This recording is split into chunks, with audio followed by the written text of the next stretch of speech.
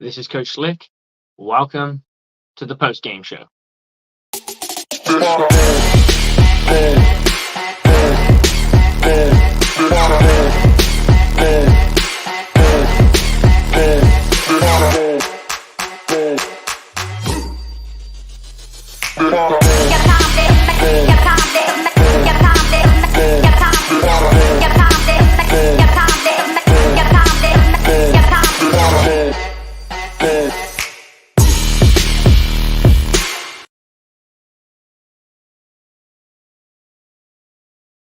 Bucs fans, that was not fun. That was a bit of a beatdown, wasn't it? That was a bit of a beatdown. We made it more respectable.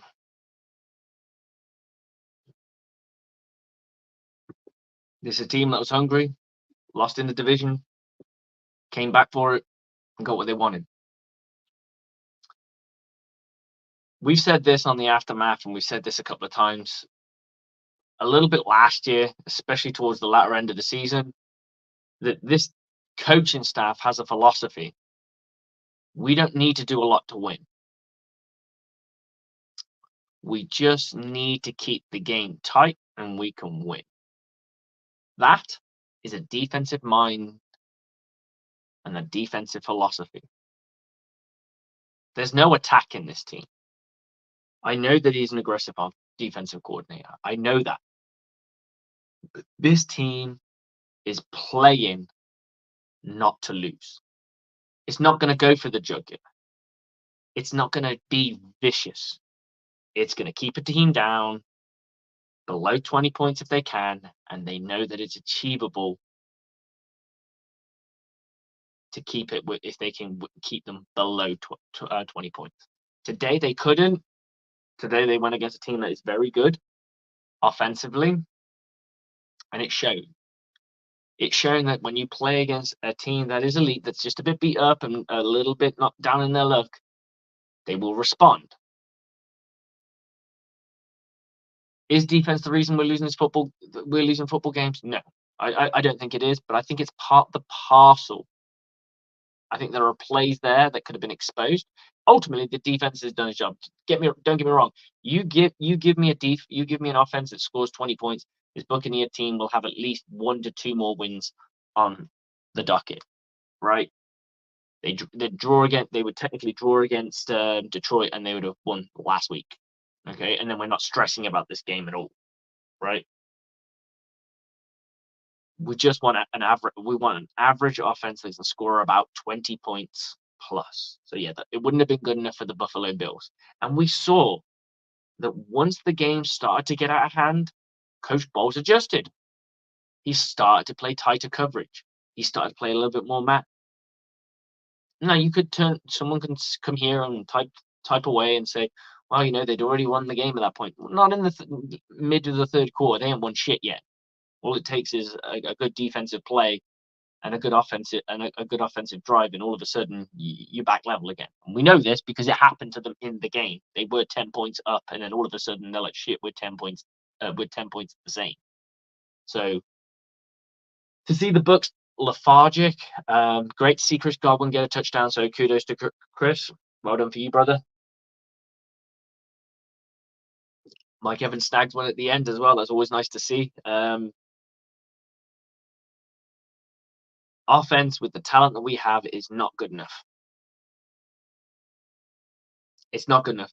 Now, I can see a little bit of creativity. I just don't think it's enough. It's not consistent enough. This whole, as they did, I think it was quite towards the end of the second, and then part way through, and then from the rest of the game, they started to send Rachaad White out. A little, he'd just pop out and then catch a ball and run, and I'm cool with that. If that works, it works. Fine, no worries. For the moment, because that's going to be part of your part. That's our bread and butter right now. Okay, our bread and butter is passing it to Rachaad White and him gaining yards off the banks. And this could be, people could tell me there's garbage yards in this. There isn't. I can tell you right now, this defense does not think there's garbage. The defense that played, the Bills defense, didn't consider them the garbage yards. The offense that played didn't think they were garbage yards. and both head coaches didn't think they were garbage yards. They might say they're garbage yards, but they ain't. Not when the game is like this. But they were playing prevent, which means there was a lot of yardage given up on purpose. So it doesn't really give you the thing. So let's just look at the stats as they stand. Like where did the Buccaneers really like kind of step up in this game? All right. So we know that they lost 18 to 24. Would have loved to have seen them snag the touchdown in the end. It would have been awesome, but I didn't see it really happening. There were some decisions that were smart. So there was a lot more dumb decisions. There goes 24 of 42, 237 yards. Josh Allen goes 31 of 40, so a high completion rate from him. 2 touchdowns. INT. Baker Mayfield, no. The one thing I will say is at least he is not gunslinging. But a part of me is thinking, I wouldn't mind seeing a bit of gunslinging right now, because sometimes when you have a gunslinger, you get the big plays too. And I think this defense is good enough to survive the bullshit. Because right now we're 3 and out in. We're 3 and out. Drive the ball a couple of yards, 3 and out. 3 and out. Maybe we don't go 3 and out, we get 1 conversion. But predominantly, we spend most of our time in our own half. And our drives are less than our drives are like 2 minutes long. That's stressing the defense out. Defensively, yeah, I mean, don't get me wrong. Today wasn't the best. Cushion coverage doesn't work. It certainly doesn't work for CD3. I want to start looking at other safeties because I'm not impressed with Neal. I'm just not. I'm looking at Neal thinking, oh my. At first, I thought maybe there's a couple of play flukes, in the sense of like you could cover 3 and you're in too high. Someone's playing one of those corners is playing underneath coverage, right? Predominantly, you do a roll 3 corner safety, or you go corner safety. You go corner safety. Yeah. So someone's coming down somewhere. So maybe I thought there was a couple of plays like that, and I'm like, nah, this is consistent. This guy's constantly letting the ball get past him. They singled out Levante David on the crossing route that he didn't pick it up, and he came down to play the. I was like, yeah, but he's an intermediate, I would say, hook seam code defender. Realistically, his coverage ends in 10 yards. That's as deep as it will get. Someone deeper needs to pick that shit up. It was bad. Today was just bad, and it sucked. It sucked a lot.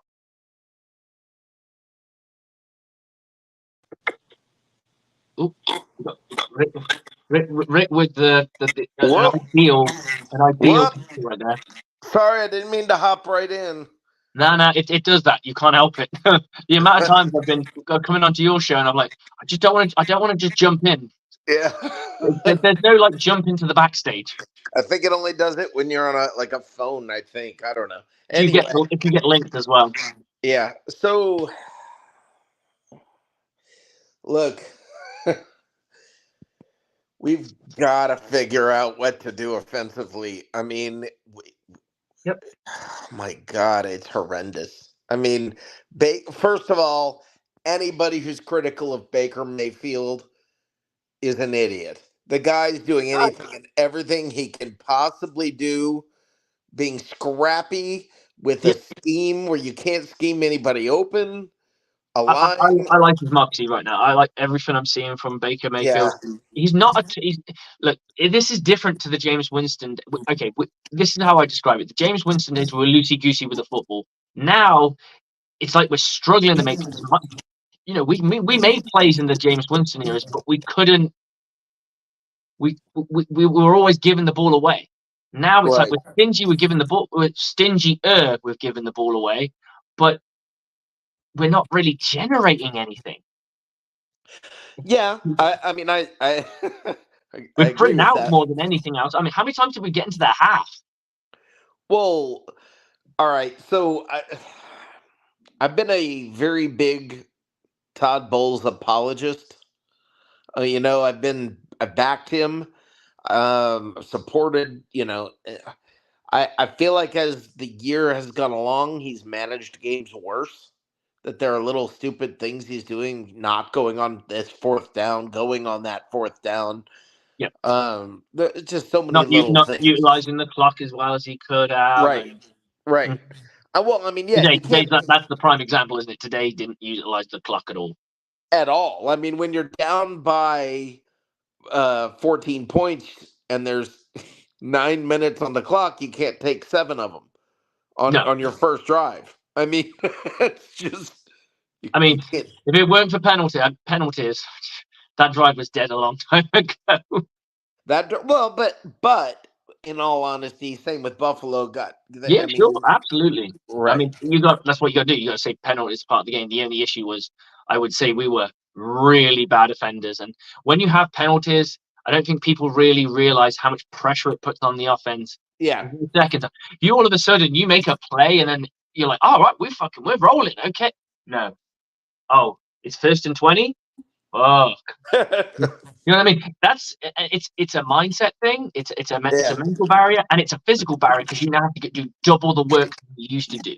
Yeah. And when you're not moving the ball very well, guess what? It becomes 10 times harder. Yeah. So I got one more thing to bring up, and that is, I've been saying all along, and I think I've been the lone person standing out saying I think Rashad White is perfectly good. I don't think him running is the problem. I think it's the line. I don't think it's the running backs. None of them can run. It's the line. He did it last year. I think we saw it today. I mean, I don't blame him. I mean, there's a problem on the line. I said this to you before. Yep. You have an offensive line that is built to protect Tom Brady, not to run the ball. I mean, it's a fair assessment because I can't argue with anything you said because every single person that is on that team right now, including Tristan Wirfs, I don't know if I'd go with Tristan Wirfs too much just because there's only like a month between the two, and he is a good run defender a run blocker as well. But predominantly, especially the middle of that line. Right. That's the two guards who I'm talking about, really. The 2 guards in the center, and predominantly you could say Lugetke as well, just because he was drafted to be a guard rather than a tackle. Right. So I can't argue with that. That's a very fair point. And that does look at like part of the issue. I do think there's a bit. I don't think he's elite or anything. It's really difficult to measure him as a running back when you don't have the line to back it up. You know what I mean? So if you give him an average run, a straight bang average run line, what does he really look like? And if he's like below average, then he's a below average running back. But you can't tell anything when the line is this chaotic. And I saw a little. Hainsey was awful. I think the biggest. You remember we had Ali Marpet, vicious in the run, vicious in the pass, and then he was right next to Big Red himself, Ryan Johnson, who will literally run through people and shatter their skeleton through their body if he can. And we don't have that. I'm not saying these guys are soft. I'm sure they could beat crap out of me, but they're just not that way inclined, or it feels that way. Yeah. No, I get it. I feel like Todd Bowles' defense. I don't feel like the defense. I don't think he's calling as aggressive of a defense, and coaching not to lose. Yeah, and he didn't do that when Arians was the head coach. But everybody who rips him for pressing right at the end, the pressure with 2 minutes left or whatever it was, trying to stop them on that third down. They almost tipped the ball barely. They got that first down. It was barely. Listen, we were still that close. Chris Godwin turns around a second or two earlier, and yeah, absolutely. I mean, that's football, though. And look, when you have people, I was fine. this is what I love about football, because it's the best thing and the worst thing about ball, because you'll always get somebody find one thing and they'll put their pin on it and go, that's why we fucking lost. And it'll be Baker got sacked on a critical third down in goal where they saw somebody open, yeah. Because he danced around in the pocket a minute. They go, that's why we lost. And like, no, that's not why we lost. Or that a referee throws a flag and Right, gets there them you within go. scoring, That's my favorite. gets them into scoring position where they kick the winning field goal or what have you. Or you get a dumb play call where the Antoine Winfield versus Cooper Kupp in the divisional game against the Rams, and people pinpoint like that's why we don't fucking. There's reasons why we lost. That's part of the reason.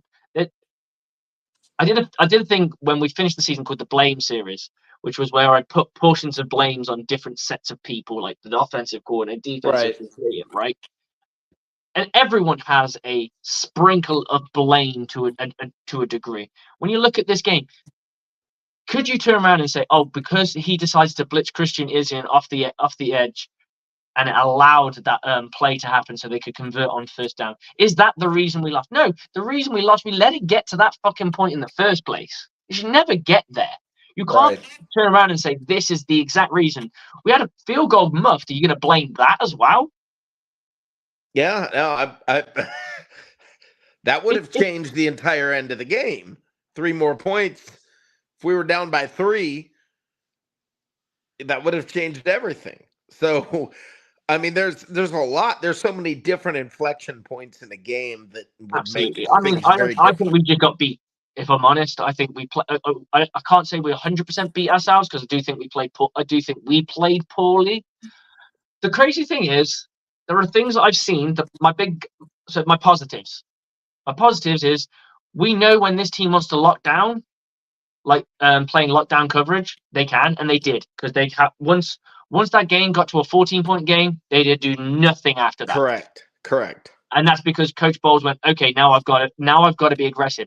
But I hope he learns from this, because this whole playing off coverage, and I know AJ called cushion coverage, and I've said to him, he said today would be a blowout if we don't play cushion coverage. I said, you've got to have that cushion coverage. You've got to show them different looks. You've got to show them different things. Right.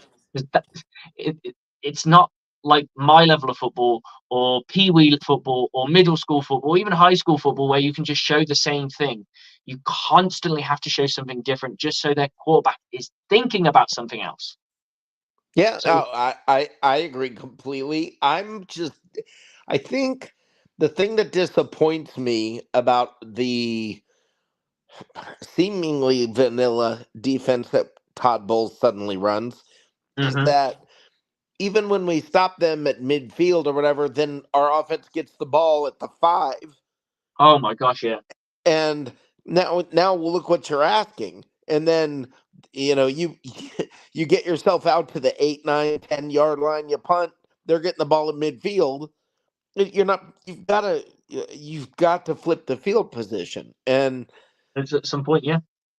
and He that needs to know when. I think it's situational, isn't it? yeah.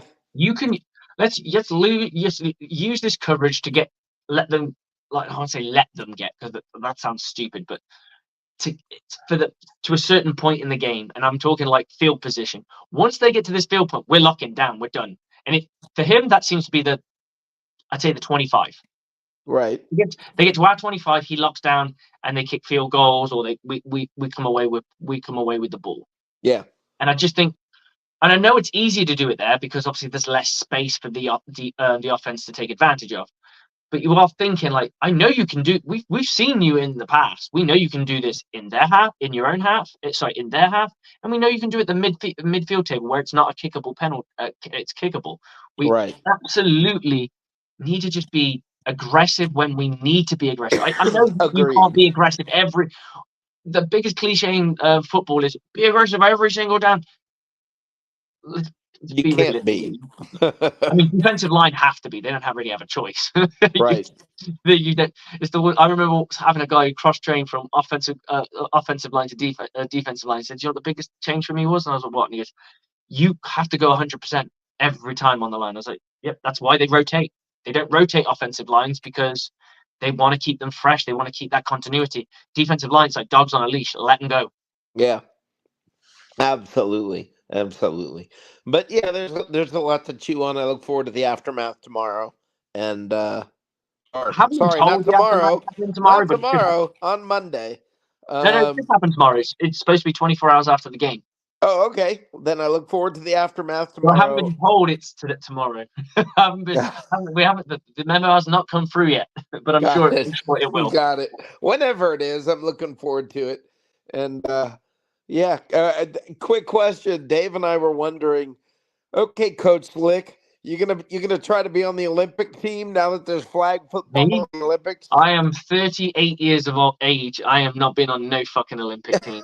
My guys can run me in circles occasionally. Although I have said I had a rule this year, just because I'm not completely removed because my age isn't. It doesn't put me miles away from playing. I'm only like a couple of years. I'm only a few years removed from playing.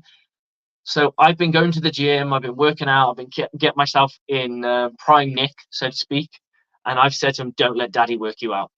Very nice. That's the philosophy this year. Do not let Daddy work you out because there is no reason to let a 38-year-old man go on the field and try and live out his glory days because they are fucking done. Nice. But yeah, I think the Olympic thing will be kind of fun.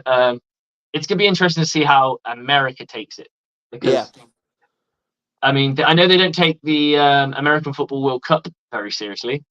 No, Dave. Dave already had a little bit of a rant about flag football in the Olympics, I and knew this was coming about 4 years ago. yeah, he said, "Don't be a baby and play real football." So, I get what you're saying, but for the issue with the Olympics is everything's got to be done within a month. You can't. I don't think you can have multiple 3-hour games going on. I think that's right. the only issue. The beauty of it's the same with rugby. Rugby they have set the sevens version, Okay. just because it's 7 minutes a half and it's done quick, so you can get through a tournament within a week. Got it. Okay. And I think that's probably the reason they want to go down the flag football thing. Right. But it's a way to showcase your sport to begin with, and then maybe it takes off more. The NFL is going to be massively up for it because it's a shining beacon of their sport, and they can go, now we can get even more eyes on it because this is like the little thing that this is like we're going to use this as our sideshow to invite you to come and watch the big show. Yeah, what the heck's gonna happen when somebody pulls a hamstring in that and can't play or twists a knee? Blows their Achilles, and I mean, there does something, and there goes the season. Oh, for sure. That's why I think there's going to be some fucking waivers, and there's going to be. Yep. I think you're going to find it's going to be college rejects that play. Brett Yeah. Favre's nephew has won an American football World Cup. Oh wow. Dylan Favre, I believe. He won an American football World Cup, and it's a bit. I suppose it's going to end up. The whole Olympic thing is going to end up being like. Because they're technically supposed to be amateurs. It's like boxers. You can't have like the premier boxers in the Olympics. You can now. I mean, they've got I've never seen professionals. Tyson Fury in a fight in the Olympics. Yeah, no, they opened it up. I mean, now there are professionals in. Wow. Okay. Yeah, in basket. I mean, you remember the NBA? Yeah, I know the basket. The basketballs always seem to have that. I'm not sure why, because. But then Well, it didn't I know, used to, and then the year of the Dream Team was the first year that they let NBA players do it, and they've changed now. Professional skin. I don't know. Who knows? But oh well. And but listen, man. you're right. All it takes is someone to plant the wrong way, and you got to Tyreek Hill on IR. And that's what I'm saying. Done. Wow, this is going to be interesting. I Somebody got hurt and messed up their wrist pulling someone's flag. I don't know if it'll be that ridiculous, but it might. But it could. Soft tissue is going to be definitely one of those things, Oh yeah, somebody's going to tweak a knee or something. Yeah. Hey, Mike Evans they get want to out show there off, and and they're going to pull be his on one of the biggest hamstring. stages in the world, so they may. Yep. Yeah, that Duke might just be that little bit too deep, and then bing, there goes the hammy. Yep. There's the groin. Yep. All right, man. Well, you have a good one. Appreciate you talking to me. We got a No lot to worries. unpack over the next 24, 48 hours, whatever. For sure, and I'm sure that the fire Canales, the fire Oh yeah, bowl, it's all I'm coming. sure. It's all coming now. Yeah, well, I'm not too happy with Dave Canales, so There's a lot that needs to be fixed. yeah, there's a lot. Then that man. Well, we got a long week. Maybe they'll figure something out. Have a great night. And I'll see you soon. Maybe see you on the aftermath, and if not, we'll come and see you on your show, which is on Tuesdays at 9 p.m. Eastern, right? Absolutely. All right, Rick. Look after Thanks, yourself, man. man. God See ya. bless. Bye.